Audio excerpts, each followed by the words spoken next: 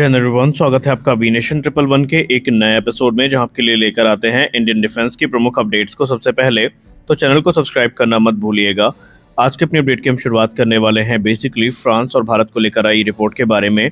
हम सब जानते हैं कि 9 अप्रैल को 26 राफेल एम फाइटर्स की खरीद को मंजूरी भारत की तरफ से दे दी गई थी और कैबिनेट कमेटी ऑन सिक्योरिटी बहुत जल्दी यहाँ पर कुछ बड़े डिसीजन और ले सकती है। लेकिन ये डील की मंजूरी जो कैबिनेट कमेटी ऑन सिक्योरिटी की तरफ से दी गई थी, इसको लेकर एक सवाल आप सबके मन में रहा होगा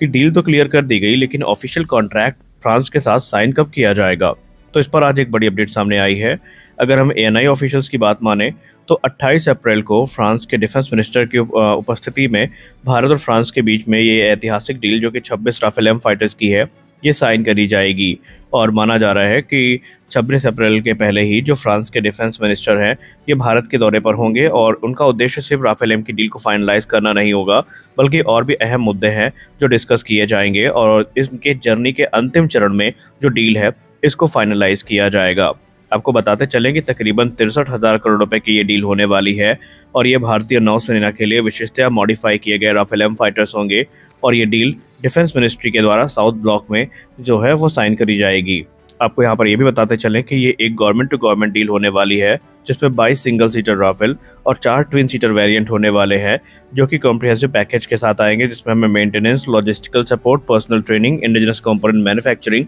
और भी चीज़ें इंक्लूडेड दिखेंगी। इनका उद्देश्य होगा आईएनएस विक्रांत से ऑपरेट करना, क्योंकि भारतीय नौसेना के पास 40 या उससे कम जो राफेल समय कह सकते हैं आप जो MiG-29 के फाइटर्स हैं ये उपलब्ध हैं और उनकी कमी को पूरा करने के लिए, उनको कॉम्प्लीमेंट करने के लिए 26 राफेल एम है, ये भारतीय नौसेना की काफ़ी मदद करेंगे। हालांकि अगर हम टोटल एयरक्राफ्ट की बात करें तो 2016 में भारतीय वायुसेना की तरफ से 36 राफेल फाइटर्स खरीदे गए थे और अगर हम भारतीय नौसेना के 26 राफेल को इंक्लूड करें तो नंबर टोटल 62 पे पहुंच जाता है। और ये निसंदेह भारतीय नौसेना के उस इनिशिएटिव का हिस्सा है जहां पर वो भारतीय वायुसेना के साथ कॉमनैलिटी फैक्टर को शेयर कर रहे हैं, ताकि आने वाले भविष्य में हर यथासंभव मदद भारतीय नौसेना को मिल सके।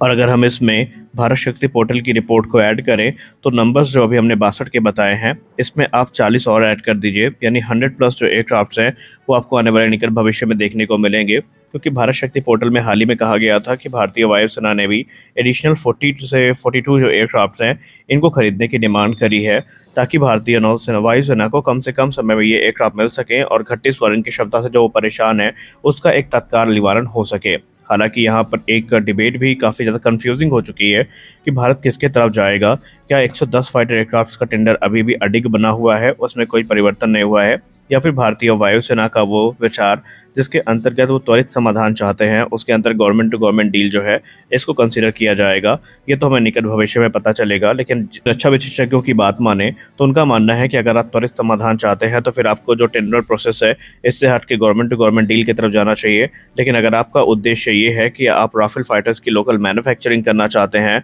और आपका उद्देश्य ये है कि भारत में इनका निर्माण हो, तो फ्रांस कभी भी 40 फाइटर्स के लिए हामी नहीं भरेगा, आपको नंबर्स इंक्रीज करने पड़ेंगे। फ्रांस ने पहले भी क्लियर कर दिया है कि अगर ऑर्डर के नंबर 60 से 80 तक भी होते हैं तो वो भारत में असेंबली लाइन को लेकर विचार कर सकते हैं, लेकिन अगर संख्या इससे कम हुई तो फ्रांस इसमें भारत का कोई सहयोग नहीं कर पाएगा। फ्रांस ने ये बात पहले ही क्लियर कर दी है। अब जैसे अगर हम राफेल एम की बात करें तो ये एक सामान्य राफेल नहीं है, बल्कि इनको भारतीय नौसेना के रिक्वायरमेंट के हिसाब से हाईली मॉडिफाई किया जाना है और ये इंडिजिनस वेपन सिस्टम के साथ हमें देखने को मिलेंगे, जिसमें अस्त्र मार्क 1, अस्त्र मार्क 2 और रुद्रम जैसी जो मिसाइल है, इसके अलावा नज्म एमआर जैसी जो मिसाइल्स है, ये भी आने वाले निकट भविष्य में हमें देखने को मिलेंगी, जो कि इनकी कॉम्बैट कैपेबिलिटी को काफ़ी बढ़ाएंगी। हमारी अगली बड़ी अपडेट भी भारतीय वायुसेना को लेकर आ रही है। भारतीय वायुसेना इस समय अपने जो HJT-16 किरण फाइटर जेट्स हैं, या ट्रेनर जेट आप कह सकते हैं, जो कि तकरीबन 100 की संख्या में ऑपरेशनल हैं, इनको रिटायर करने पर विचार कर रही है और इसके लिए बाकायदा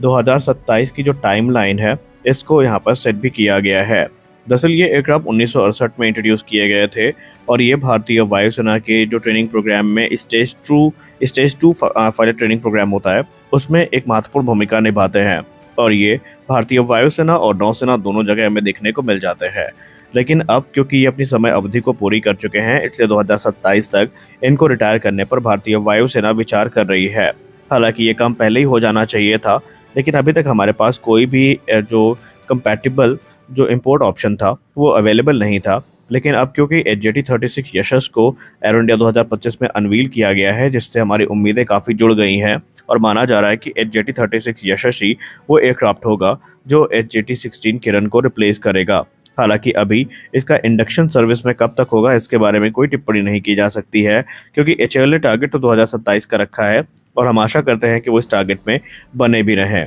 अगर हम HJT-16 किरण की बात करें तो इन्हें हिंदुस्तान एरोनॉटिक्स लिमिटेड के द्वारा डिज़ाइन किया गया था और ये जो पायलट ट्रेनिंग है उसमें महत्वपूर्ण भूमिका निभाते रहे हैं। हम प्रैक्टिकली देखें तो भारतीय वायुसेना ट्रेनर की समस्या से काफ़ी लंबे समय से जूझ रही है, क्योंकि जो किरण मार्क 2 है इन्हें भी काफ़ी बड़ी संख्या में बिल्ड किया गया था, लेकिन अब बीतते समय के साथ भारतीय वायुसेना इनकी जो सर्विस लाइफ है उसको लेकर चिंतित है। और यही नहीं, इससे पहले किरण से पहले जो 2009 में HPT-32 दीपक ट्रेनर्स को ग्राउंडेड किया गया था, उसके बाद से भी भारतीय वायुसेना काफ़ी प्रभावित हुई थी। लेकिन उन्हें उम्मीद है कि जो हमारा HJT-36 यशस है ये भारतीय वायुसेना की सारी ज़रूरतों को पूरा कर सकता है और जल्दी से जल्दी अगर इनको इंडक्ट किया गया तो भारतीय वायुसेना को अपनी समस्या से निदान भी मिल जाएगा। हमारी अगली बड़ी अपडेट अर्मेनिया को लेकर आ रही है। आप सबने मीडिया रिपोर्ट्स में सुन ही लिया होगा कि अर्मेनिया ने भारत से एक रिक्वेस्ट करी है कि भारत उन्हें प्रलय सरफेस टू सरफेस जो टैक्टिकल बैलिस्टिक मिसाइल है वो सप्लाई करे, और इसको लेकर अभी पिछले कुछ समय से कोई रिपोर्ट सामने नहीं आई थी, लेकिन अब मीडिया सोर्सेज में बताया जा रहा है कि तकरीबन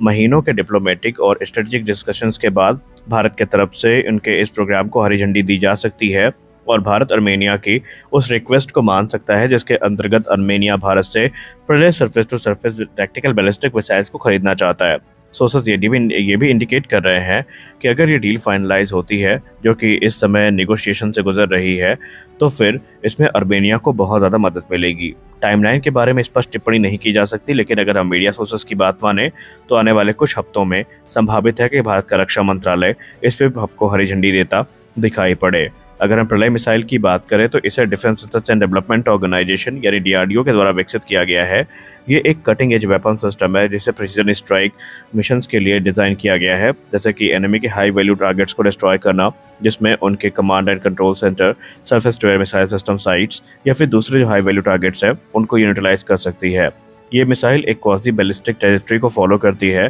और इसमें हमें एडवांस गाइडेंस सिस्टम देखने को मिल जाते हैं, और ये इतनी कैपेबल है कि एनिमी के जो एयर डिफेंसेस हैं उनको भी इवेट करने की क्षमता रखती है, जो कि इसे सबसे घातक मिसाइल बना देते हैं इस कैटेगरी में। और भारत ऑलरेडी अपनी जो मिसाइल है इसको डिप्लॉय करने पर तैयारी कर रहा है। हालांकि रेंज की बात करें तो रेंज में जो अर्मेनिया को वेरिएंट सप्लाई किया जाएगा ये तकरीबन 290 किलोमीटर वाला वेरिएंट होगा, जो कि हमें देखने को मिलेगा बेसिकली। अब यहाँ पर बता दें कि जो आने वाले भविष्य में अर्मेनिया है वो सिर्फ इन्हीं मिसाइल तक सीमित नहीं है, बल्कि surface to air missile system भी अर्मेनिया भारत से डिस्कस कर रहा है। तो आज के इस वीडियो में बस इतना ही। मिलते हैं अगले वीडियो में कुछ और अपडेट्स के साथ। तब तक के लिए जय हिंद।